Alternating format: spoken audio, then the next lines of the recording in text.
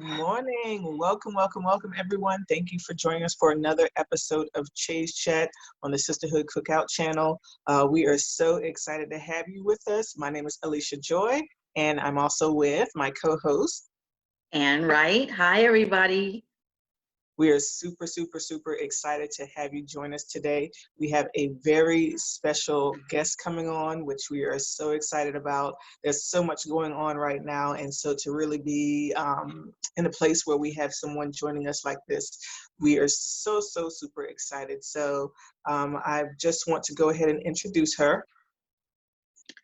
All right, so we're going to be talking to the newest nominee for the Republican Party of Maryland.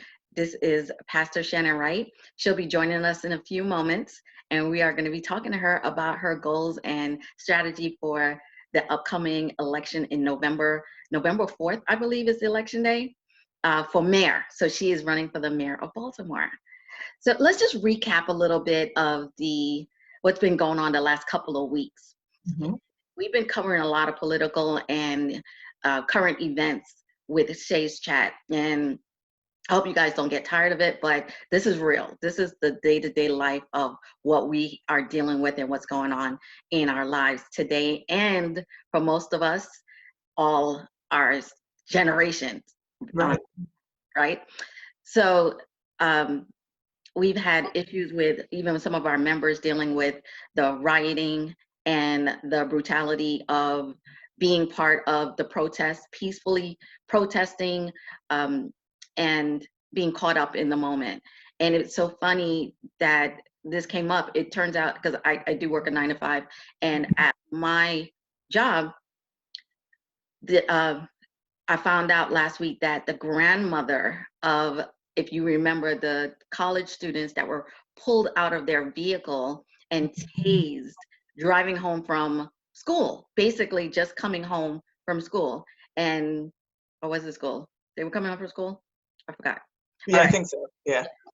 And I do apologize for that detail. But the big part of it is that they were coming home and they were in their car, driving in traffic, just minding their business, and pulled out of their vehicles and tased.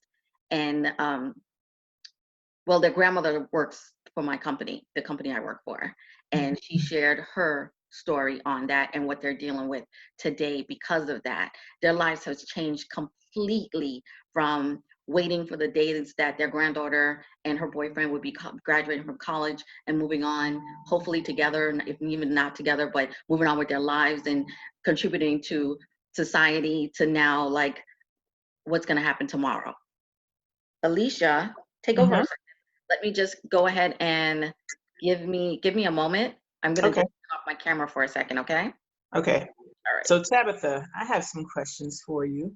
I don't know if you've seen our past episodes of Chaise Chat where we've been discussing a lot about what's going on with the current events. And of course, you know, things are just as tense there as they are anywhere else. And you are actually currently in the city of Yonkers. What are some of the things that have been on your mind? Like, how have you been feeling about everything going on? And has it affected you at all with the protesting? And I know that you are the mother of a son as well. What are some of the impacts that it's had on you and your family? Well, thank you for asking. It has been very hard to deal with everything that's been going on.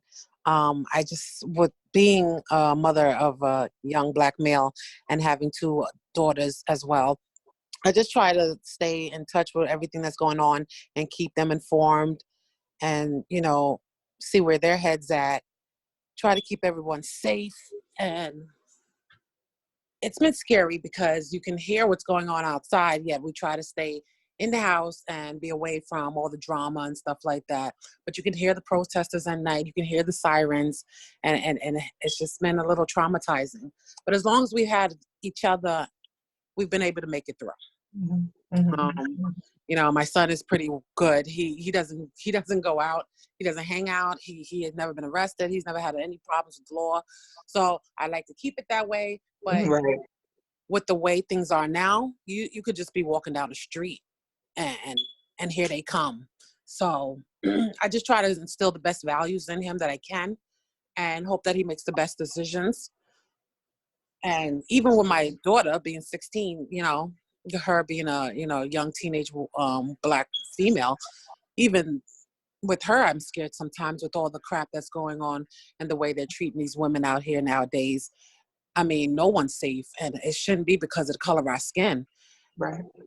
And at Right. a lot of times, I don't even think it has to do with the color of our skin. Sometimes it also has to do with just the fact, like they said, they're hiding behind a badge and just bullying. Mm-hmm.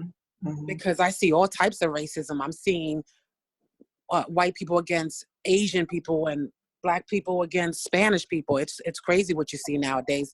So I just try to instill the best values in my children, and we try to keep it, you know, try to keep sane and just stay in the house with all that's going on with the pandemic and everything. Right. You Right. know, Absolutely. and keep Absolutely. current with the events that's going on around us. Right. Right.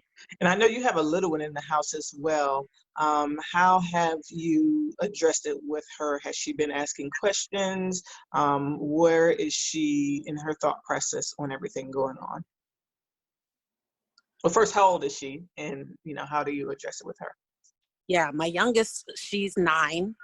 And she's very in tune in what's going on. She's been watching the news with us. She asks us a lot of questions. Mm-hmm. She's right up under us. Like Ann had said, our mother is very, you know, well informed of what's going on, and she's just like her. She likes to know what's going on. She asks us a lot of questions. She's very curious. She's worried, but at the same time, she just does the best she can with it. I mean, she's here with me now. Say hi. Hi. Hi, Hi. Titi. Hi. And how do you feel about what's going on in the news and everything right now? I don't know. Does it bother you? Not really. Are you worried? Not anymore. Okay. That's where the Well, there you mother have days when you put them on cue. I ain't worried about nothing. Well, no, I mean, it's good for them to have a level of confidence as well, because you can't walk around in fear either. You know, we don't want them walking around fearful all the time, because that's just a whole nother level of stress in itself. So as long as you say, like, you raise them with the right values, you know, explain to them what to do and how to respond in situations, then they can kind of go out there and make better decisions as far as how they react to things happening around them. So that's awesome. Right. I think she was more worried, you know, in the beginning because she didn't understand. Right. But being that she's seen so much and she's heard so much and she gets her questions answered, she's more understanding of what's going on and how to deal with the situation. Absolutely. Awesome, awesome, awesome. Well, I see that we were able to get our guests to join us. Yay. So we Yes, and a big welcome. Yes, and I do apologize. That was my doing. Let me unmute Pastor Shannon Wright, my sister-in-law, future mayor of Baltimore. Give me one second. Hi. Hi. Good morning. Good morning. Hello. So Good morning. honored to have Hi, you Shannon. on. Hey. I'm so excited. I've never been so nervous. I know this is very unprofessional. Yes. But Congratulations. Thank you. We're Thank you. excited. So thank you for taking the time out of your busy schedule, because I know after this week, we won't be able to catch you. I know I'll barely get to catch you already. So I know your schedule is about to go through the roof. And what we were talking about earlier, and Alicia gave you an awesome introduction, by the way.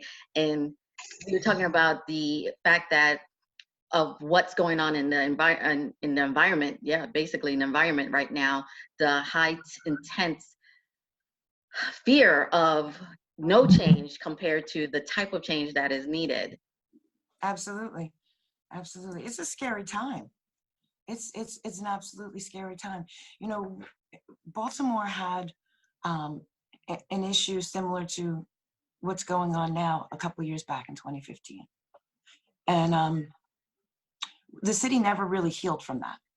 And then to see the continuation of this pattern, it's scary. It almost makes you ask, what, if anything, you do today will make a difference tomorrow? Because what happened yesterday, we did things then, and yet we're still here today. So what can we do now, this moment, to change tomorrow. And that's really kind of how we have to focus. Absolutely. That's Yeah. so true.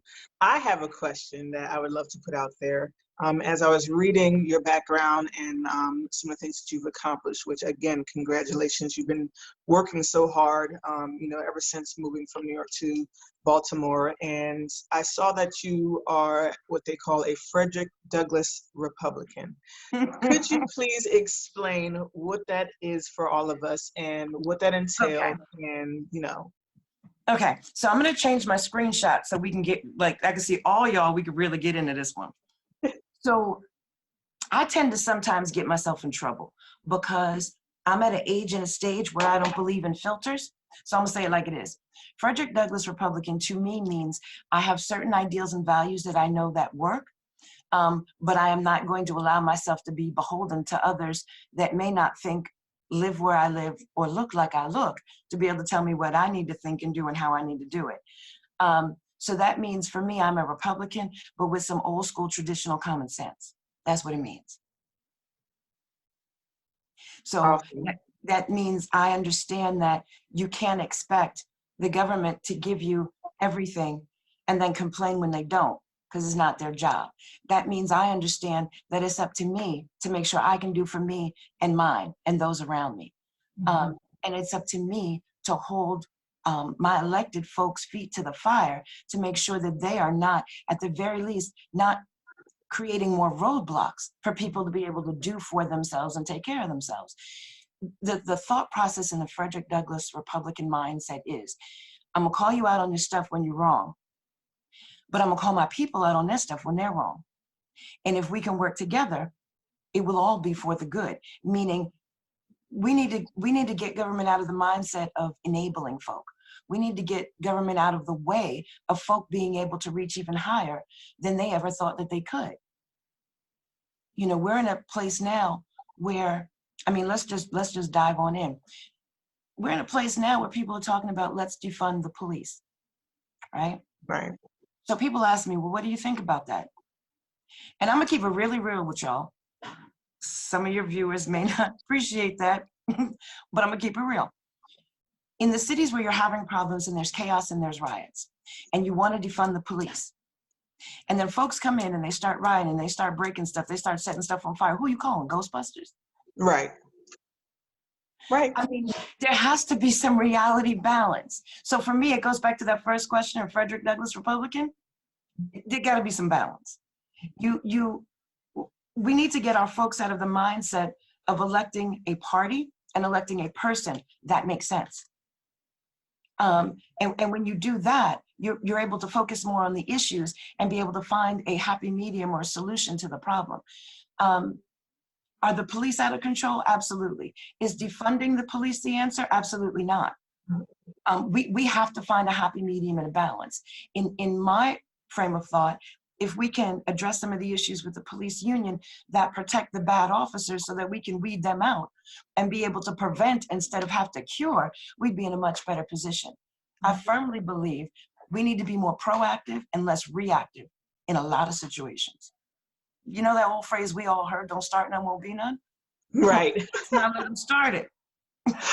Right. So that's the way I view a lot of things. And why do you think so many of those principles have been kind of lost on our community? Like, for me, it's the first time I'm even hearing of the terminology of Frederick Douglass Republican. Why do you think, that's kind of been lost over time? Because, they're definitely not teaching it in the school I went to. So how can we kind of bring more awareness to our community? So I think what we have to do, so this is what I think happened. We come from a culture and a race and a history where our folks were inventors, our folks were farmers, our folks were doctors and accountants and business people and builders. Then we went to a place where our folks were owned and we were forced to be farmers and growers and do whatever it is other folks wanted us to do. And I think once we got the freedom from that, we ran so far from that which we did and know how to do that we done forgot how to do. Right. So I think in ourselves, we need to find that balance. my grandparents, when they were younger, both of them were, they worked in cotton, they picked cotton. When they left down south, when they left South Carolina and went to New York, my grandmother for the longest time wouldn't even have a plant in her house because her family picked cotton. Right. But as she got older and I watched this transformation, she started planting things, little things, little here's and there's. Then she started really getting into it. And that's kind of where I got it from. And at some point, I hope to be able to share some of that urban gardening with you guys. But there are certain skill sets, certain experiences that we have that we need to embrace, not run away from. Because when we embrace those, we can grow from those and build on those and be able to, for us to recognize our own value. Right now, when you see these cities, and I'm gonna say this real straight and people ain't gonna like it, and I don't care. When you see these cities and you see all these problems and all these Black folks look like us out there being all upset and angry, and you ask them one question, what do you want? And they cannot give you a tangible answer. It is because, now here's where we make the leap. They have allowed society to devalue them so much that they, although they are fighting for justice, fairness, and equality, they don't believe they're gonna get it. Half of them don't believe they deserve it. And the rest of them don't know what it looked like.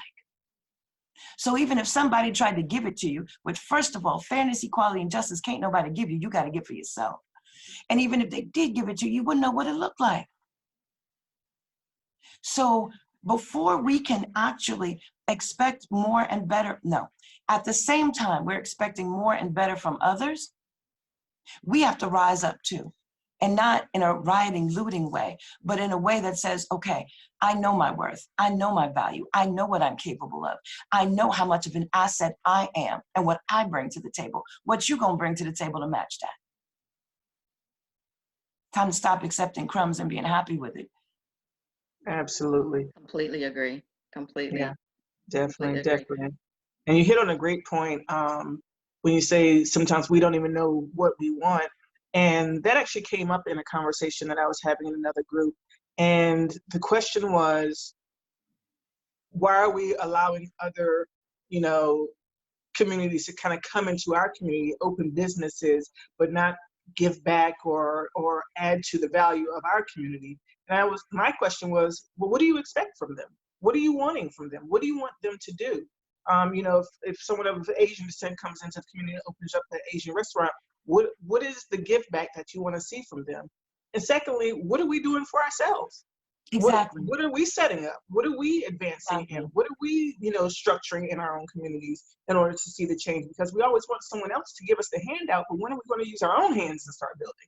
Exactly. We're so busy worried about what somebody else is coming and doing. We're not putting that energy into what we're doing. And if we put that energy into our own business, literally and figuratively, we might have some business to be able to mind instead of minding everybody else's. Talking about, well, what you gonna give me? Flat what out. You gonna do for yourself? Flat out. Do y'all hear these gems? Oh my goodness. Yes. Absolutely. So the question that came up too is that with President Obama and transparency and letting everyone in to see what's going on instead of being behind those closed doors. In your office, what would you be offering that would help that in making sure that the trust is there for you when you become mayor of Baltimore? Well, one of the things that, and I've already talked with folks about how we're going to do this, is once or twice a month, we're going to have an open door policy day, which means you don't have to make an appointment. Just recognize you will have to wait a long time, perhaps, if other people are ahead of you. But folks will be able to walk in and voice their concerns and their complaints. Also, once or twice a month, I will hold the feet of the city council folk to the fire to say, okay, you are the council folks. The way this works is the city is a circle. This circle has quadrants. You all are the mayors of those quadrants. So when somebody comes to my door with a complaint or a question, it's because you haven't addressed it at your door. So two things are going to happen. We're going to talk to the person that has the issue and try and find a resolution for them. And then I'm going to talk to you and try and find out why you didn't. So you're going to include everybody in absolutely. this office. Absolutely. See, here's the thing. If I don't, They all gonna be on my back. Some will like what I'm doing, some won't. Some won't understand it. But if I can include you from the beginning, you have a choice whether you want to come along willingly for the ride or not. Okay. Okay. That's good. I like that. So inclusiveness. Absolutely. Everybody's got a job. All the parts work together. And when there's a breakdown, we need to find out what the problem is with the part that's not working and get it working or replace it. Mm-hmm. Mm-hmm. Here's a little something out of the box. Mm-hmm. And of the biggest topic right now is police brutality, of course, right? Mm-hmm. We're talking about crimes and criminals, correct? Mm-hmm. Yes. Okay. How about a solution? And one of the forums actually that you had, and I was reading through the comments, and a gentleman made a huge epiphany for me, created a huge epiphany for me.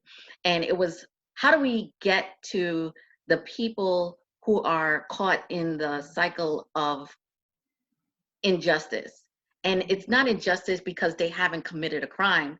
It's the injustice that they were born and bred to this lifestyle, and they end up in a cycle of imprisonment, abuse, and psychological damage that they can't come from. And one of the biggest things, especially in the minority groups, is that, and I'm talking about all cultures, I'm not just talking about Black, is that they get separated from their families, from their culture, from their understanding of why they are and what their purpose is in life. And in the system, and I'm not bashing this system either, because I know how hard it is. I have a cousin that's a social worker, so I understand the system a little bit. And the foster care system, if you look into the history of a lot of people that are imprisoned for one reason or another, they come from this cycle of already imprisonment called foster care. And how can we improve on that system to stop producing so many misfits that are dislocated from their truth? I know there's some people who fight and they work their way, but the ones who get lost and get caught up in gangs, caught up in crime, or just in survival, they get caught up in the system of survival, trying to eat, starting to clothe themselves, trying to find shelter. But they get abused and they get neglected and they get disenfranchised from who they should be. How do we connect that to a system that would help recycle them back into a functional world? So, okay, have you ever played the game Jenga? I or did at least very badly. Okay. Yeah. Being an elected leader is like playing Jenga 24/7. Your goal is to make that tower stand and strong and be able to move the pieces you need to move where you need to move them without making the whole system collapse.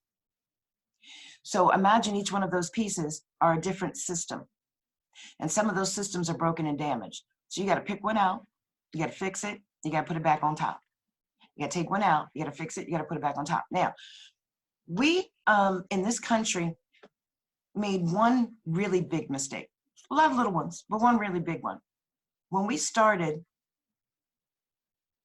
the welfare system, that was when we started the breakdown of the family. See, when you do things to cause an economic hardship, that's one thing. When you do things and you're racist, that's one thing. But the core and the root of our culture and our society is family.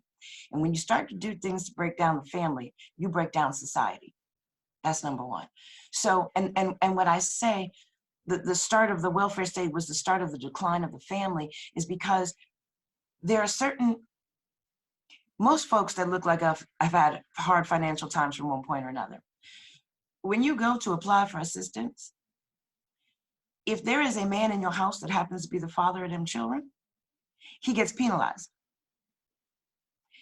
If you are in a place where you are at least working part-time or trying to go back to school, if you make too much money, you don't qualify for them, but it's not enough money for you to actually survive.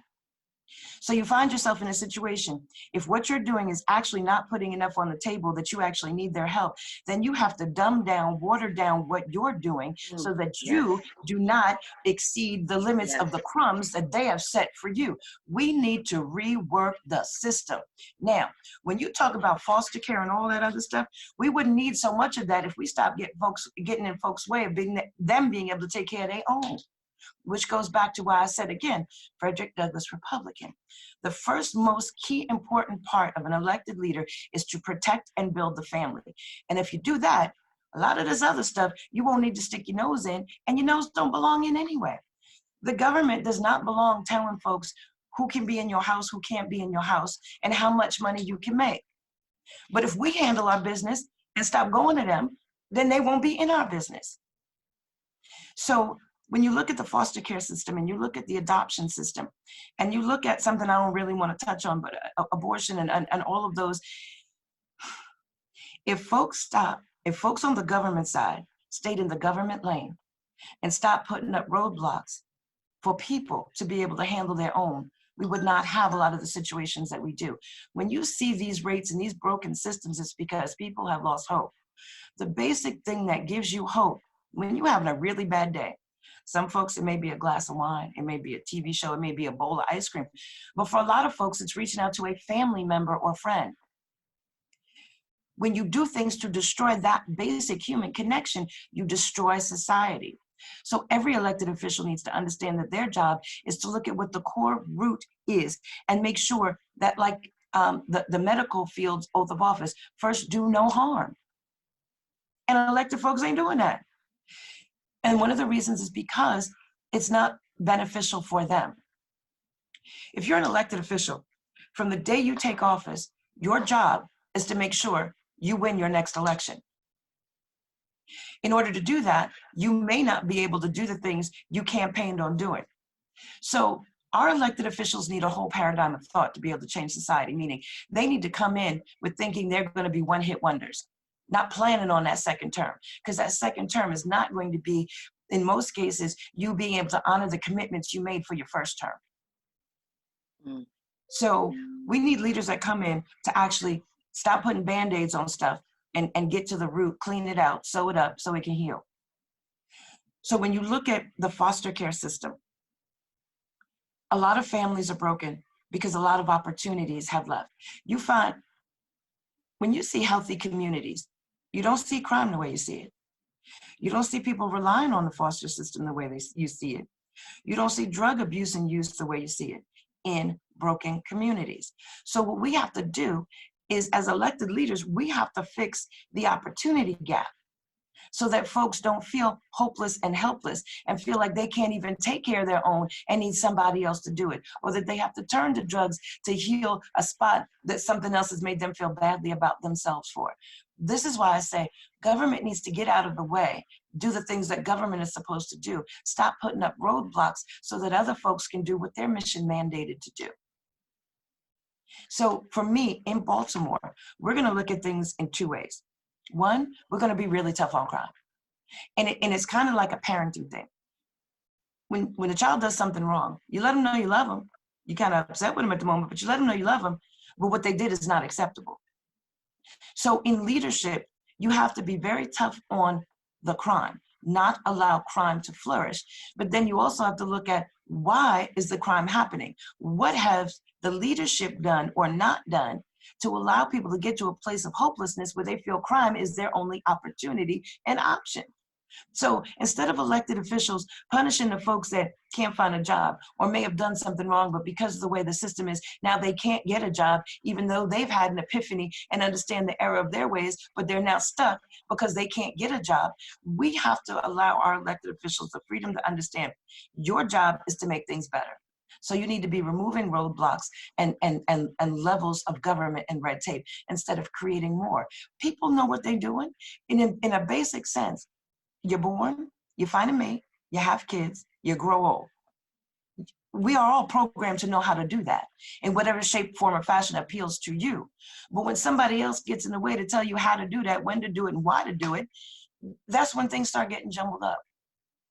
So we need to be in a situation in our cities, especially in our cities where we're having these major problems across so many different levels and categories. We need to be in a position to be able to look at the problem and say, okay, this is the result of this problem, but this is the cause of the problem.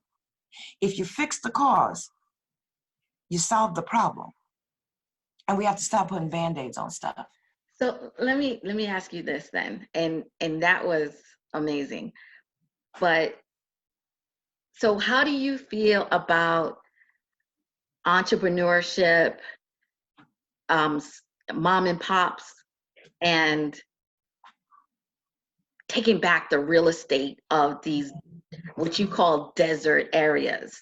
Because I feel like there's too many communities, and Detroit is like the biggest example of this.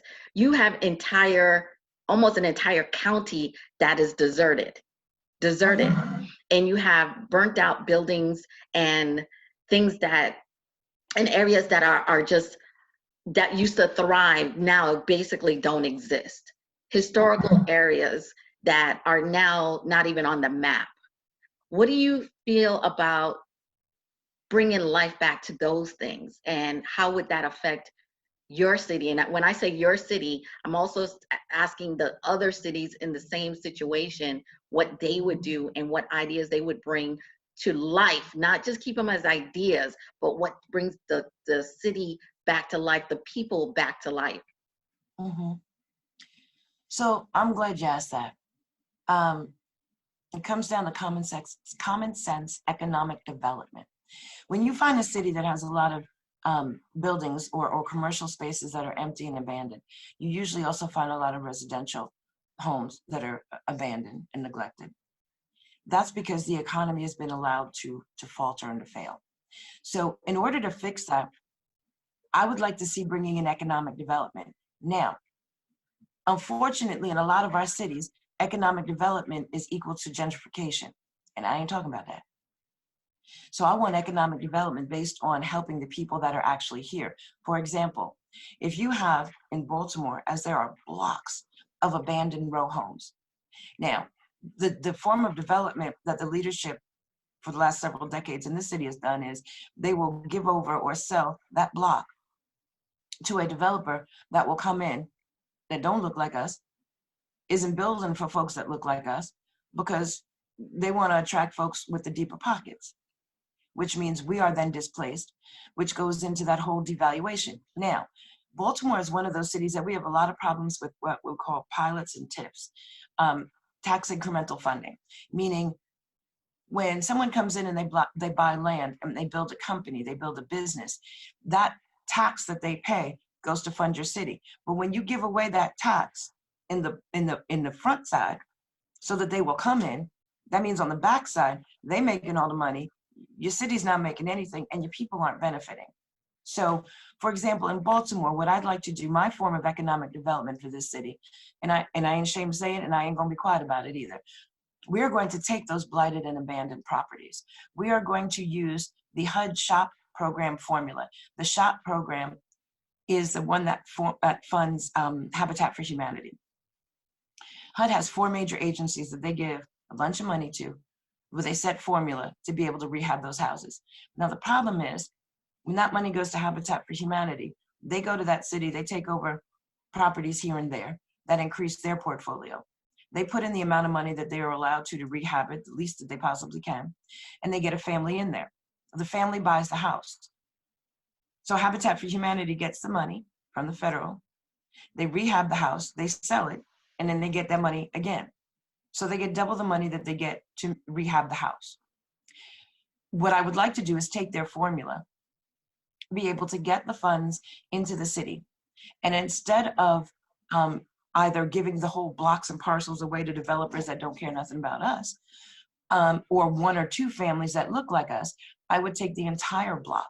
I would use that HUD SHOP formula to be able to rehab those houses and do what we call low-income home ownership. So you're creating a class of homeowners that can actually afford to stay in the home.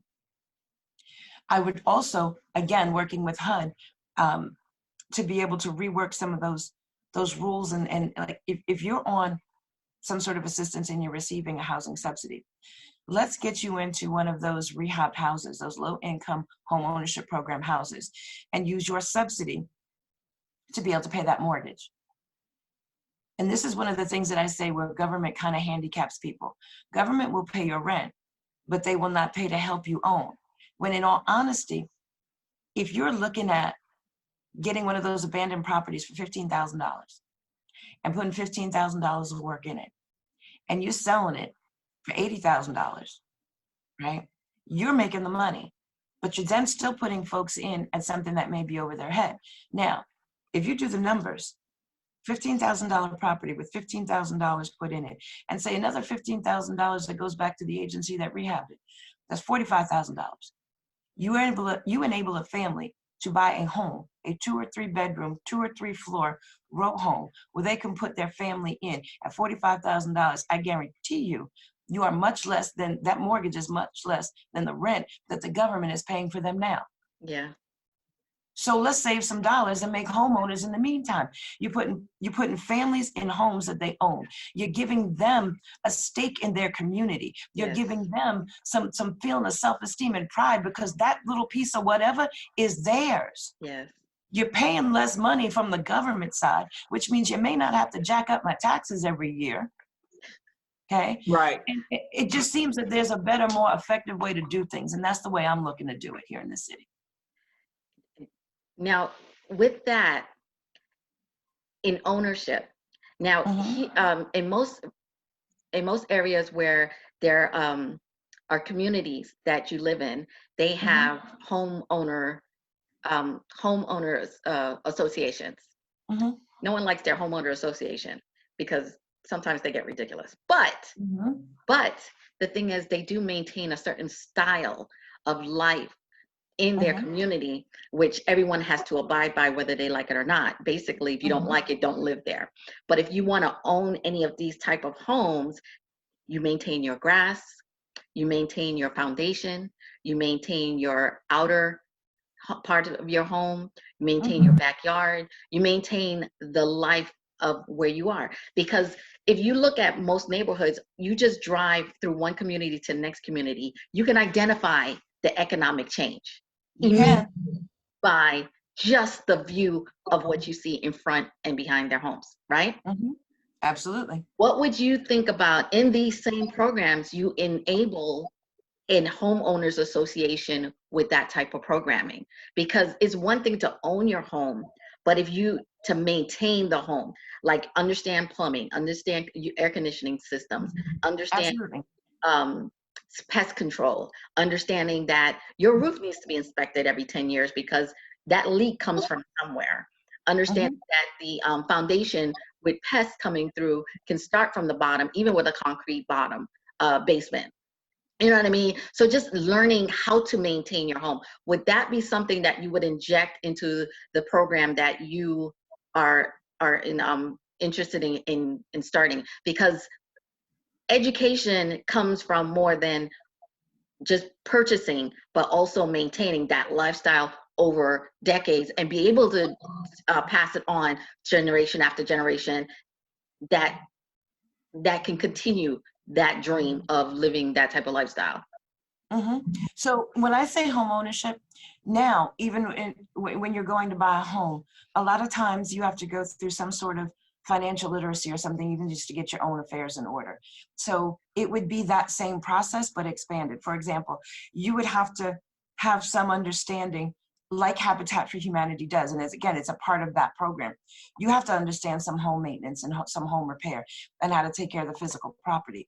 But as a part of the program that I want to create for Baltimore and then see replicated in cities around the country, not only do you have to understand how to take care of your property and your home, but you also, so we would incorporate not just the SHOP program from HUD, but the Section 3 program. We would encourage you to be able to get yourself to a place where you are gainfully employed. We would help you to do that. We would help you to do the things that you need to do to get on your feet and stay on your feet. So it's not just, you now have a mortgage, thank you very much, goodbye.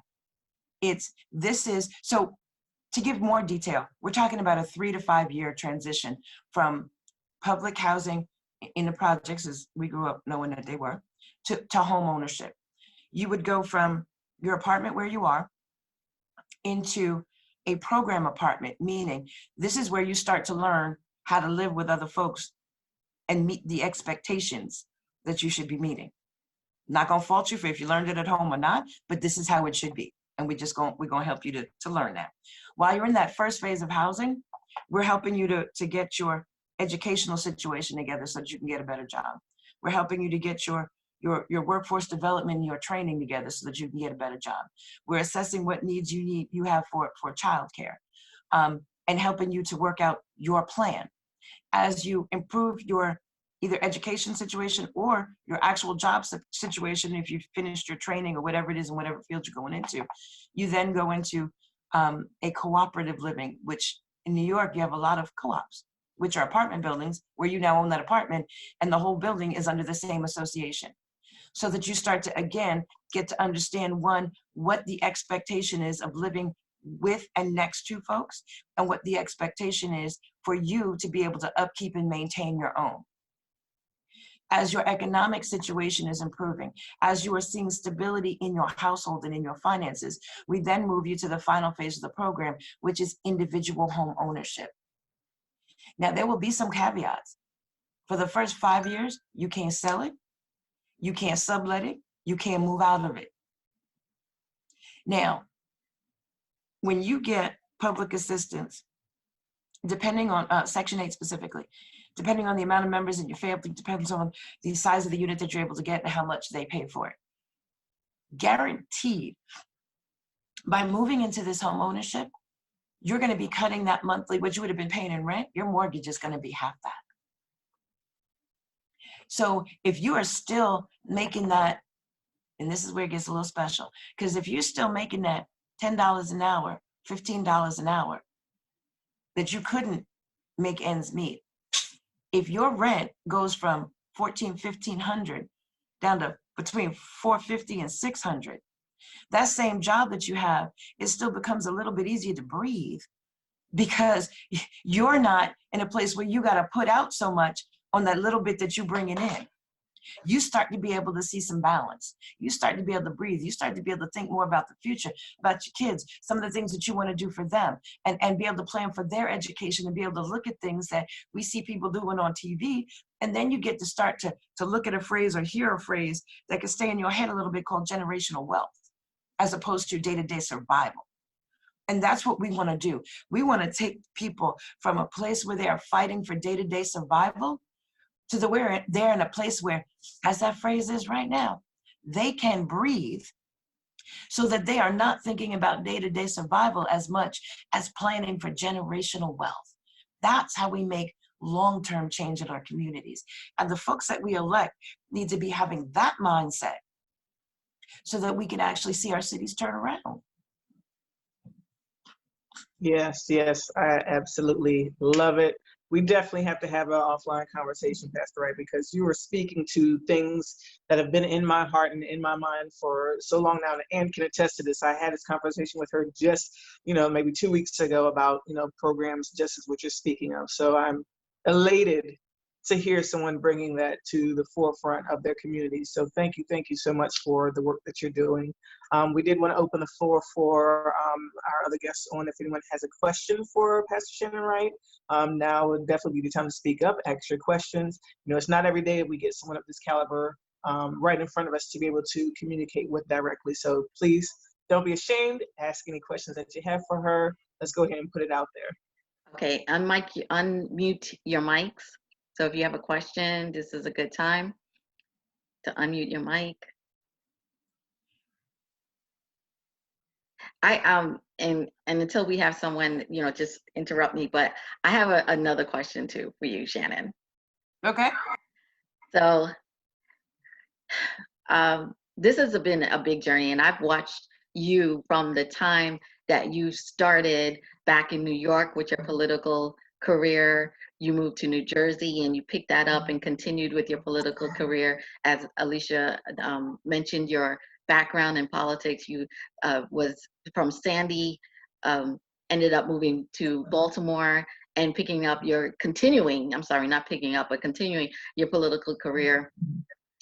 And I know firsthand that it has been a rough ride for you.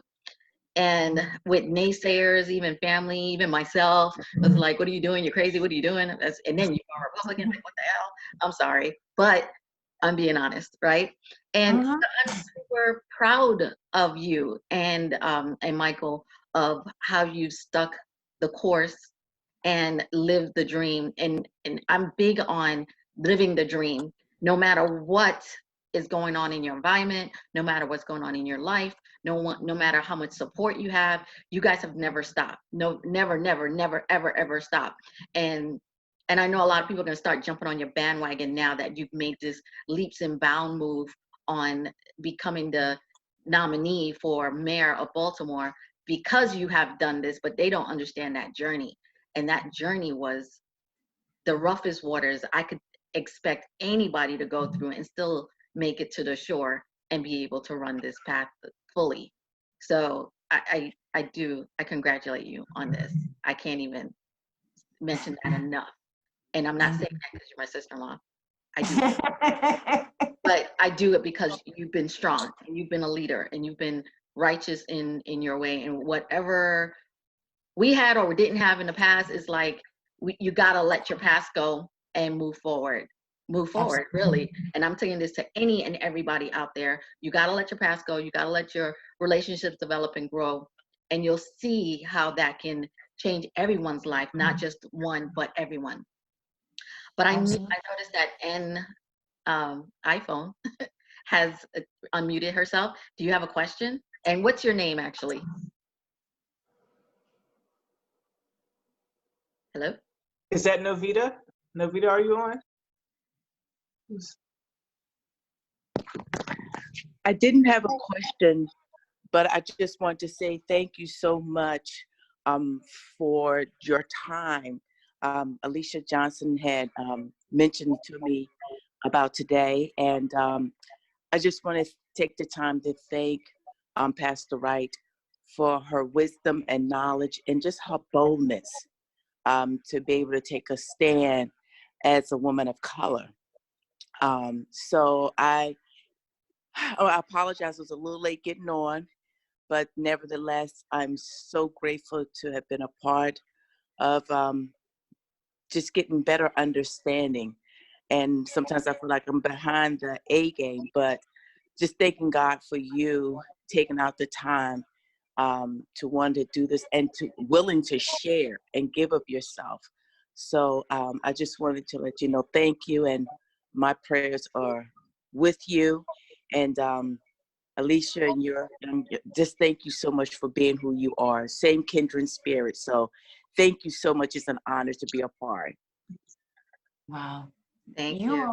You all don't realize, you all are a blessing to me. It is a tough fight every day, but to come into a place where I can actually speak honestly and share and hear also what you all are thinking, it helps me. So I actually thank you guys. Thank you so much. And Pastor Wright, could you also touch on where we can find your book, The White Folks Guide to Understanding the Black Community? Where can someone purchase that book? It is on Amazon. It is when you go do an Amazon search and look up books, you can find it there.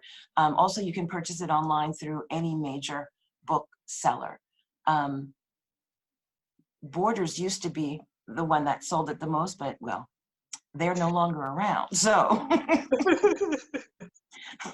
but you can absolutely find it on Amazon.